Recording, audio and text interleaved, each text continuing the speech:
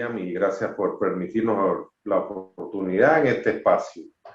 Efectivamente, una vez que se da la situación mundial por motivo de la pandemia del coronavirus, para nadie es un secreto que el sector de Panamá Oeste, el sector de Arraiján, se constituyó en uno de los principales focos de contagio de este tan temible virus. Recordemos todo la comunidad de Coscuyac, que fue una de las más afectadas. Yo creo que esto es precisamente lo que nosotros acusamos, que es definitivamente el sistema de salud tan deficiente que tenemos, eso sumado a una comunidad de Panamá Oeste que no tiene las infraestructuras básicas y que no estaba, como no estaba el resto del país, quizás no estaba el resto del mundo, pero sectores más vulnerables, más sensibles, demostró ser el área de Panamá Oeste. Y esta vulnerabilidad se fundamenta principalmente en que la región, a pesar de que ha venido recibiendo una inversión muy importante, quizás el sector del país que más infraestructura va a haber ejecutadas en los próximos años, es a la vez uno de los sectores con graves deficiencias en servicios básicos como el agua. La luz es muy deficiente, la infraestructura para el servicio de luz eléctrica. Servicios públicos en general es un sector que ha sido descuidado por todas las administraciones, esa es una realidad. Y se vio reflejada en esta crisis del coronavirus, donde se constituyó en el principal foco de infección y de contagio. He mencionado algo interesante y es el tema de infraestructura. Sabemos que Panamá es una provincia que sigue creciendo y a nivel provincial solamente cuenta con un hospital regional que pueda brindar la atención y prácticamente hasta el área de San Carlos y parte de Coclé. También el tema de las infraestructuras y servicios básicos, ¿qué papel han jugado las autoridades y qué tanto ha beneficiado a Panamá de convertirse en una provincia sobre todo en estos temas? Bien, en este momento los residentes del sector de Panamá Oeste y específicamente del área de Arraiján, por supuesto que estamos muy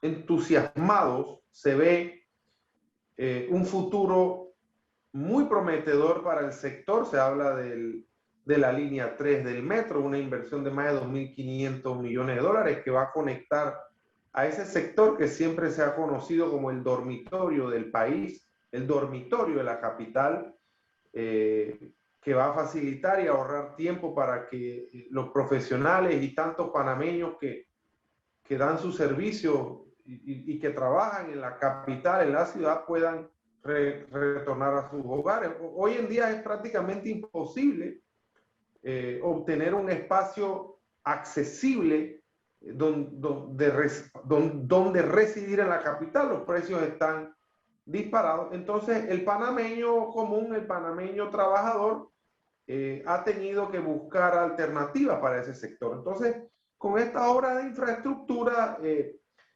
también se está hablando, ya incluso hay en proyecto la creación de la costanera que va a conectarse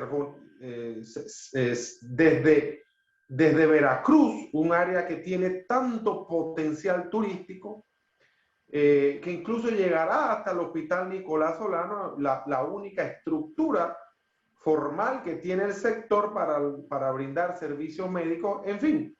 Pero a pesar de esta bonanza, de este positivismo que vemos los residentes, también nos preocupa que la ciudad se va desarrollando en la periferia.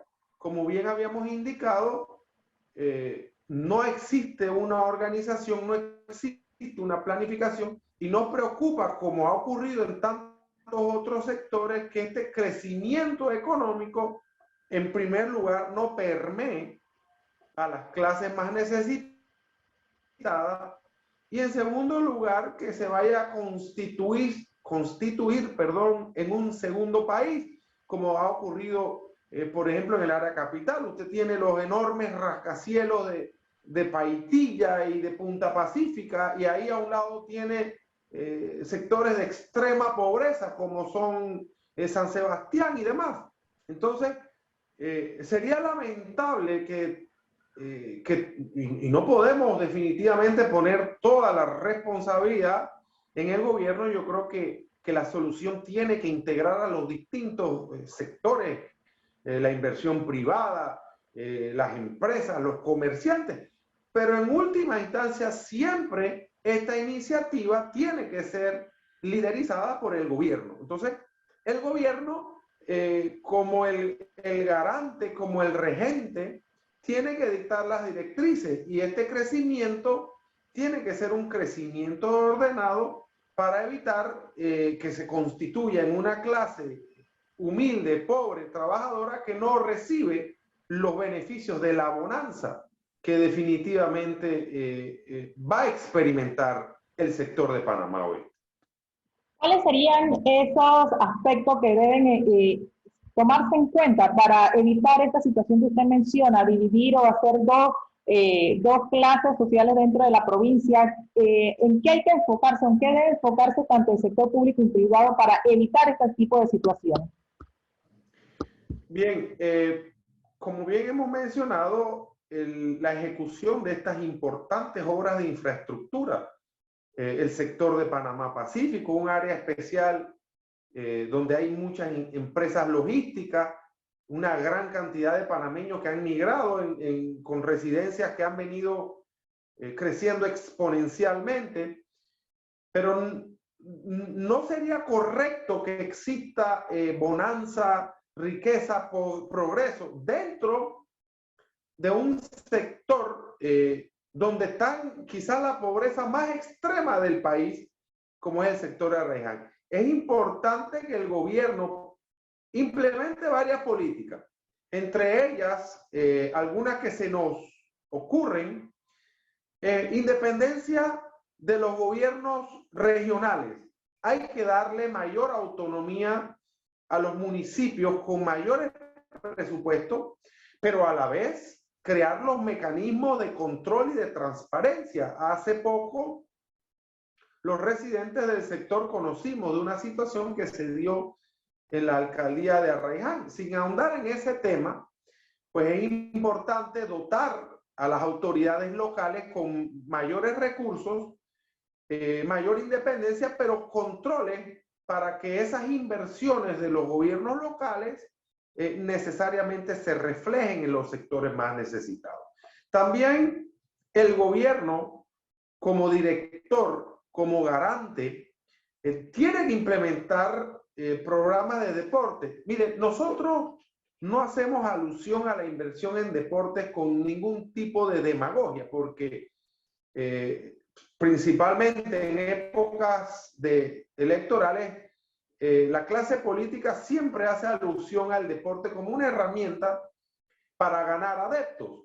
No se trata de eso, se trata de realmente que se le dé la importancia. Ese sector cuenta con una significativa cantidad de jóvenes deportistas que hacen ligas improvisadas que no cuentan con ningún tipo de apoyo. Yo creo que es importante porque todos los panameños, la sociedad reconoce al deporte como una herramienta, como una alternativa diferente para aquellos muchachos que puedan caer víctimas de la delincuencia. Y tampoco es un secreto que en el área de Veracruz y el área de Arraiján, Panamá Oeste, es un foco de las principales bandas delincuentes del país. Entonces, tiene que implementarse políticas que incluyan a los jóvenes en el deporte como una oportunidad. También políticas de integración donde a través de los incentivos se les permita a los empresarios crear iniciativas en donde se incluyan a los sectores económicos para crear esta empleomanía, mayores oportunidades de empleo.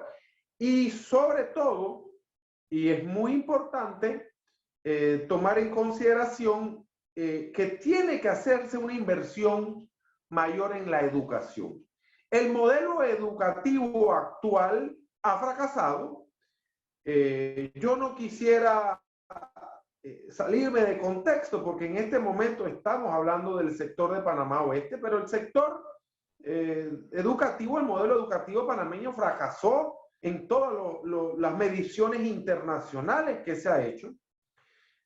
Tenemos que comprender que el mundo ha cambiado, la crisis de la pandemia nos ha dado una sacudida, sobre todo a Panamá, que ha salido tan mal calificado en salud, en educación, y entender que el modelo de educación tiene que sufrir cambios drásticos. Hay que darle formación a estos jóvenes, a esta fuerza laboral, donde se incentive la iniciativa privada, donde se incentive el emprendimiento. Tantas necesidades ante este crecimiento exponencial, ante este auge que está experimentando y que va a continuar experimentando el área de Panamá Oeste. Tenemos que tener una fuerza laboral preparada para que pueda ofrecer y cubrir estas necesidades que va a tener el crecimiento que necesariamente se somete el sector de Arraiján. El área de Panamá Oeste, la provincia de Panamá Oeste, no solamente fue o es la segunda provincia con mayor casos de COVID, también fue una de las que enfrentó los mayores periodos de confinamiento. ¿Qué dejó esto en la población, sobre todo en las familias de Panamá Oeste? Mire, es cierto que en el país y los panameños y quizás el mundo, podríamos hablar de algunos otros países que tienen sistemas donde hay mayor transparencia, economías más evolucionadas. Panamá no estaba preparado. Desafortunadamente para el sector de Arraiján específicamente, en este momento el índice de desempleo se fija como uno de los más altos. Yo creo que debe estar por el 23 o 24%. Tiene que haber subido más de 10 puntos porcentuales. El ejemplo o lo que hemos aprendido de esta situación, en primer lugar, que Panamá Oeste basa su economía en la informalidad.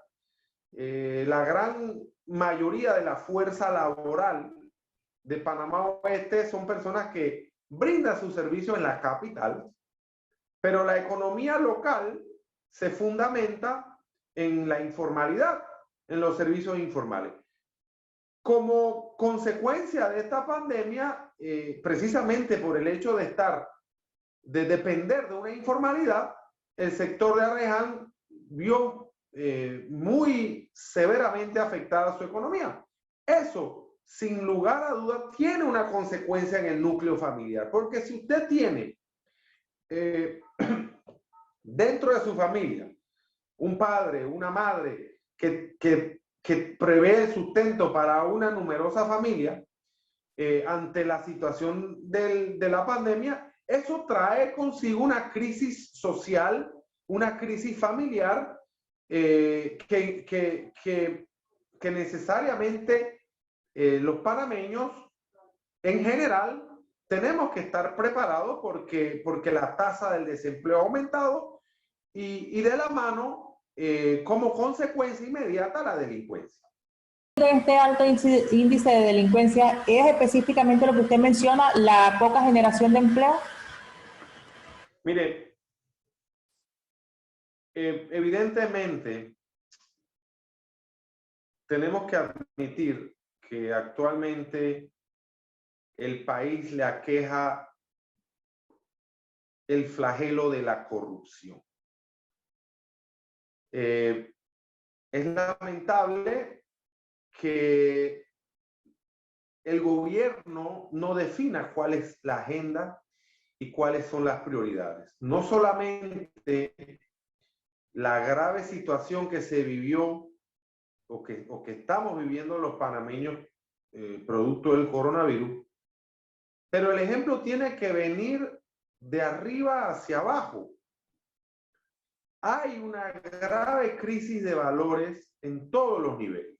Los jóvenes ven a aquellos quienes deben ser los modelos a seguir. Una clase política que está inmersa en continuos escándalos. Eso, sumado a las necesidades económicas, sumado a la crisis y al desempleo, y a usted, a esa fórmula, le suma coronavirus, por supuesto que la situación social del país está al borde del colapso. A mi juicio, y en mi humilde opinión, la delincuencia se ha venido incrementando porque se pierden los valores, porque la clase política se sumerge en tantos escándalos de corrupción y no hay una directriz. No hay una directriz incluso en el pie de fuerza de los estamentos de seguridad del país. Existen crisis, existe una falta de liderazgo y eso trae como consecuencia necesariamente, sin pretender ser yo sociólogo y experto en estos temas, pero yo creo que con un poco de sentido común podemos concluir que los altos índices de criminalidad y delincuencia han venido aumentando por esta serie de factores: crisis económica, escándalos de corrupción, falta de transparencia, falta de liderazgo, coronavirus, desempleo. Por supuesto que la consecuencia inmediata es un resentimiento social y, por supuesto, con ello, un aumento en la delincuencia. Para los que hemos crecido en Panamá Oeste sabemos y coincidimos en que el área de Panamá Oeste, sobre todo Arraiján y La Chorrera, es poco lo que crece, poco los cambios que hemos visto a lo largo de los años. Seguimos viendo la misma estructura de la ciudad, el mismo comercio, la misma forma de la actividad comercial. Pareciera que no evolucionan estos dos distritos. En estos momentos hay mucha expectativa por los megaproyectos que propone el gobierno, pero ¿cree usted realmente que las autoridades de esta provincia tienen una agenda que permita el desarrollo económico y social, sobre todo en la etapa post-pandemia? Como yo le indiqué hace unos minutos, estamos a tiempo. Estamos a tiempo para hacer los cambios necesarios. La ejecución de estas mega obras de infraestructuras aún no inician. Hasta hace algunas semanas se aprobó el plano y donde se decidió por la alternativa del puente subterráneo en la tercera línea. Yo creo que estamos a tiempo, de la misma manera que se están evaluando las alternativas de técnicos y arquitectos para ejecutar estas obras de infraestructura. Mientras estos técnicos, ingenieros y arquitectos deciden cuál es la mejor alternativa, la más viable para ejecutar estas obras, de la mano y paralelamente con esta ejecución que aún no inicia, todos los panameños y todos los sectores que de una u otra forma tendrán preponderancia y que tienen injerencia en la economía local, tenemos que sumar esfuerzos, tenemos que darle la relevancia al sector de Panamá Oeste que requiere para evitar lo que nos preocupa, que es que este crecimiento exponencial económico de infraestructuras, estas mega obras que se van a desarrollar, pasen para los panameños más humildes, para los panameños de la clase trabajadora, pasen desapercibidos.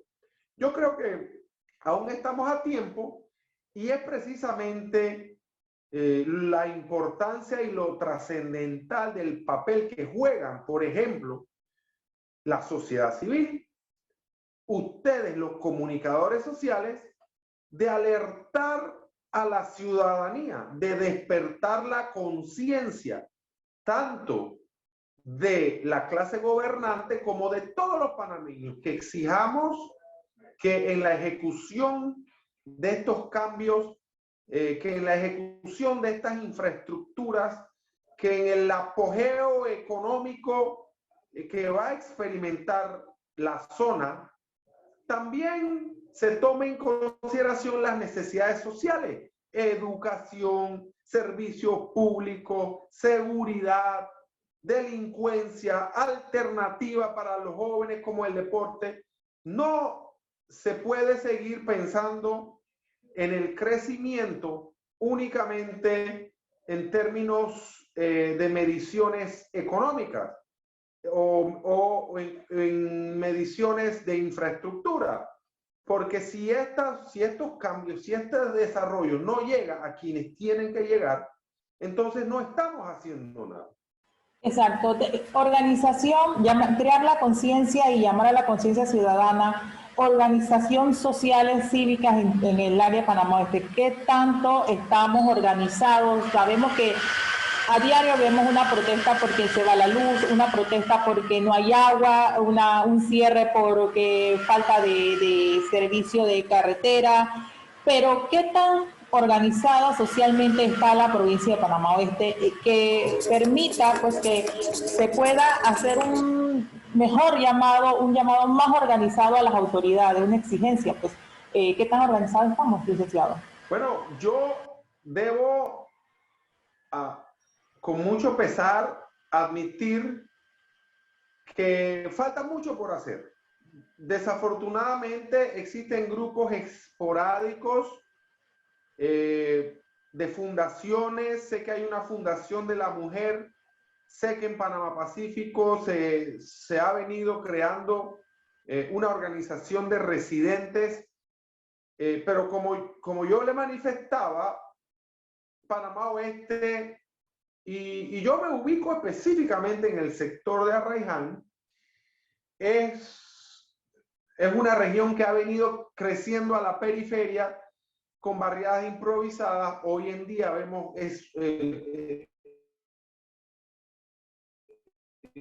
grandes centros comerciales, tenemos el Megamall, tenemos al distrito de La Chorrera, que ha venido experimentando un crecimiento acelerado, pero que no ha permitido crear las estructuras sociales que puedan permitir una organización y que puedan reclamarle al gobierno central que se les dé la relevancia y el interés. Pero precisamente, reiteramos, estamos a tiempo de que la comunidad de Arraiján se organice, exija al gobierno mayor independencia para las autoridades y dotar a esas autoridades locales de mayores recursos, mayor independencia, y convocar a través de ustedes, los comunicadores sociales, aquellos que de una u otra forma pretendemos hacer un llamado a la sociedad civil, de que es el momento de que nos vayamos organizando. Y estamos a tiempo, pero ese trabajo empieza despertando la conciencia, y sobre todo la conciencia de los residentes, que escojamos buenos gobernantes y que les exijamos a nuestras autoridades que se creen políticas para incluir a todos los sectores de Panamá Oeste. Para finalizar, licenciado, en este momento, ¿existe la voluntad política por parte de las autoridades de Panamá Oeste de lograr este cambio o de impulsar algún cambio? Mire, es difícil saberlo. Lo que sí sabemos es que hay importantes inversiones que se están haciendo. Panamá Oeste necesariamente va a haber materializado una serie de proyectos que van a traer un interesante movimiento de la economía. Independientemente de que la clase política tenga la voluntad o no, yo creo que el papel radica en cada uno de nosotros, los residentes, las personas, de exigirle, porque es a través del movimiento cívico, es a través de la lucha nacional de todos los panameños donde vamos a hacer un llamado de atención. El pueblo de Panamá Oeste comprende que estas importantes inversiones van a requerir que sean endosadas por la ciudadanía. Lo que no podemos permitir es que el desarrollo se haga, primero, para beneficiar a grupos económicos y segundo, excluyendo a quienes son en última instancia los verdaderos dueños de esta infraestructura, porque recordemos que estas obras se crean con los impuestos que pagamos todos los panameños. Entonces, es importante que empecemos desde ya a exigir, exista o no exista la voluntad de la clase política gobernante. Estos proyectos tendrán fecha de ejecución en los próximos años.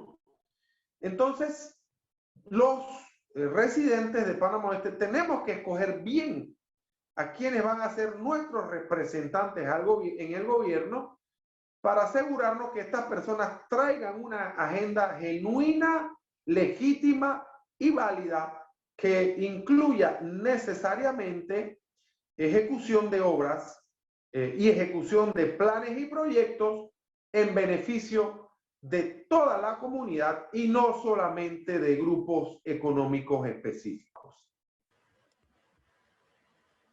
Hemos conversado con el abogado y residente de la provincia de Panamá Oeste, Álvaro Batista, quien ha hecho un balance de la situación que enfrenta la provincia social y económicamente, no solamente en el periodo de pandemia, sino antes de la pandemia, y los desafíos que le espera a partir de los próximos meses o los próximos años.